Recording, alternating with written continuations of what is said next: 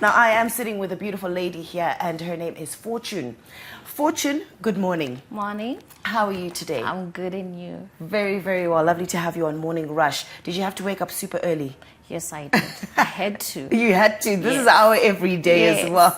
But it's fantastic to have you on our show. And you are, okay, your name is Fortune Mpofu Nsusa. Yes, ma'am. That surname, are you Zimbabwean?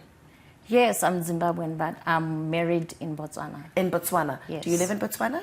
Yes, ma'am. Oh, okay. So you're visiting our beautiful Zimbabwe? Yes.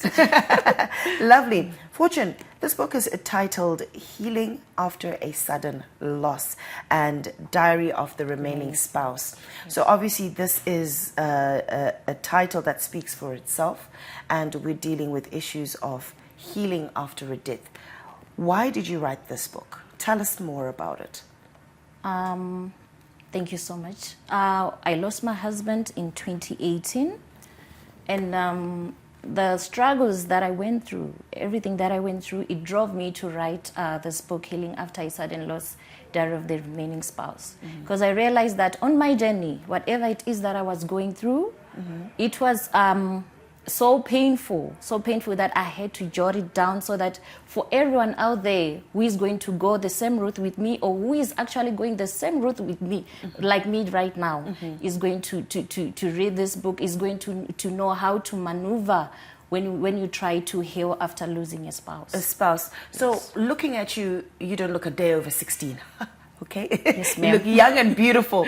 So that journey of being a young widow, can you explain to us how you feel, or what's the next way forward? Do you explain it in this book?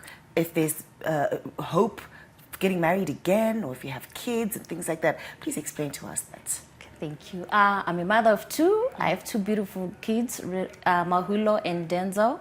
And on my journey, it has been hectic, but it has been good at the same time, because there are many things that widows face. We face a lot of struggles.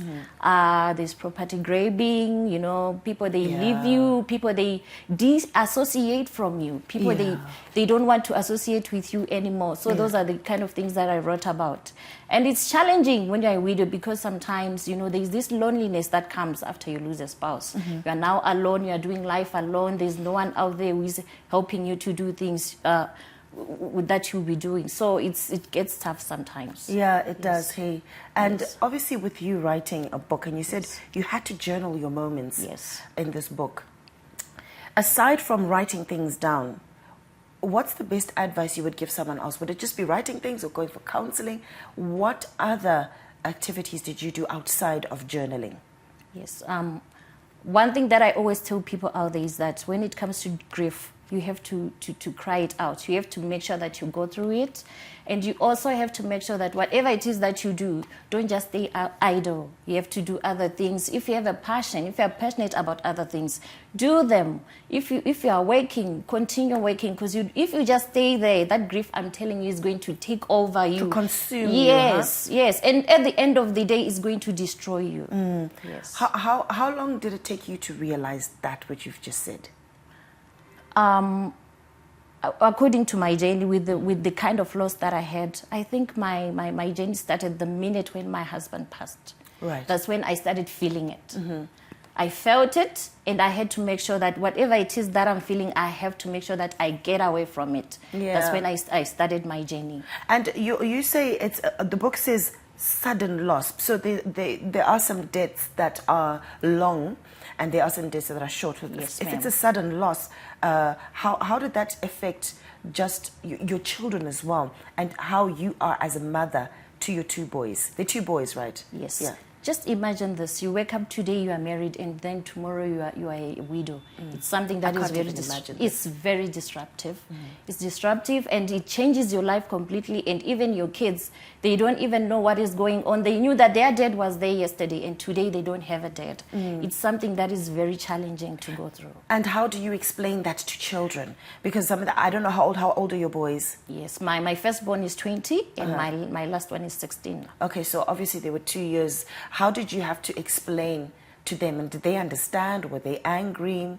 What happened in that? It was so tough. It was so tough. But you know, God is God. I had to make sure that I had to sit them down and tell them, and some of the things they used to see. They used to see what I was going through. We used to go through things together as a family. Right. Yes. And the support from them was just there. It was so wonderful. You know, I opened your, I think it was the second chapter or the fourth one about forgiveness, learning to forgive. Yes. Who were you forgiving? What happened for you to say? Because I know the first line, you were saying the hardest thing that you had to, you said, when my husband passed away, I was still in the process of learning to forgive. Yes, ma'am. So with this learning to forgive, you're in the process. So that means you were forgiving something. Yes. What happened in this? What does this mean? You know, as a person, there are things that I was forgiving. I was learning to forgive my past. Okay. And I was also learning to forgive the type of a family that I went to stay with. You know, it's not like people, when you stay with those people, they will be loving you. Not all love you. So you have to learn to forgive those who don't get along with you. You learn to forgive your past. And by that time, when my husband passed, I was still in the process of learning to forgive everything that was happening surrounding me. Right. And in the 15th chapter, chapter 15, it's, you know, you did mention something saying after death, you know, it's very difficult, estates and things like that, and denying the widow of her inheritance rights. Are these some of the battles that you fought? Yes, ma'am. And how did you overcome these battles? Some of them I had to go to court, and some of them I had to go for counseling. And I'm so happy that I had this, my pastor, he's the one who also helped me out. We used to pray together, and some of the things I had to let go and just learn to forgive. Yeah. Yes. And obviously in this situation, you'd obviously have your church community surround you. Yes. So one of the other things, I've had my father pass away, and one of the things that I know that I dealt or was struggling to deal with for a long time was the fear of death. Like, if I would be so afraid that everyone around me is going to die, or I am going to die, and things like that. Now, you write a chapter on the fear of death. Can you just kind of help us, or help the viewers kind of understand what to do when you are faced with that gripping fear of death? Yes, I just imagine by the time when I lost my husband, I just turned 34, and then death comes. You know, it's something that I was so scared of by that time, but with whatever it is that was happening by that time, I had to be strong. Right. I had to be strong for myself. I had to be strong for my kids. And then I had to make sure that whatever it is that I was going through, I had to learn not to fear death. I had to go through it so that life can continue. Yes. So it's really just about affirming yourself and just pushing through. Yes. I know I sometimes I think about it and I'm like, okay, shake it off, Marissa. You know, live for today. Tomorrow is never guaranteed. That's so but true. Just enjoy and love in that moment. Right. Chapter 31, dating post-loss, a message to my chapter 2. Yes. I love this title. Yes, because ma'am. it's showing that you have hope. That's or, so true. I don't know if you are in the hope or getting to that. Can you tell us about dating and how do you see yourself and the acceptance of obviously your ex-family or your family here back home, your kids? What is the dynamic of remarrying? Remarrying can be challenging sometimes, especially in a situation like this. You find that the family that you were married to, sometimes they don't agree with you taking another step, having another chapter 2. Some of them, they just want to stay with you until that's it, till death do us part.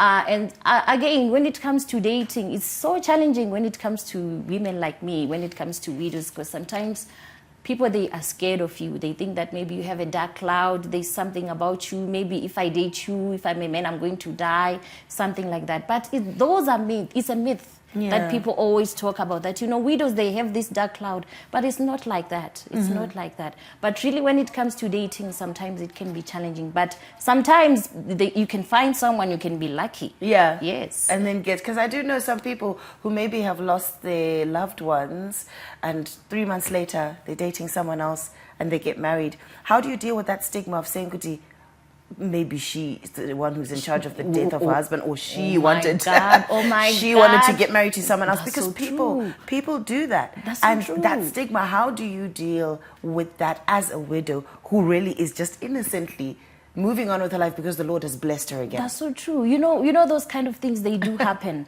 When you move on quickly, they say, you see, she wanted to date that other guy. That's why he had to kill this one. You see. But sometimes it's not like that. It's not like that. People, we move on different stages, on different times. Because like for me now, I'm going to be turning 6 years on 17th of June. It's 6 years now, and I'm still single. It's how I want it. Yeah. It's how That's your I dealing want process. it. Yes. Right. Yes.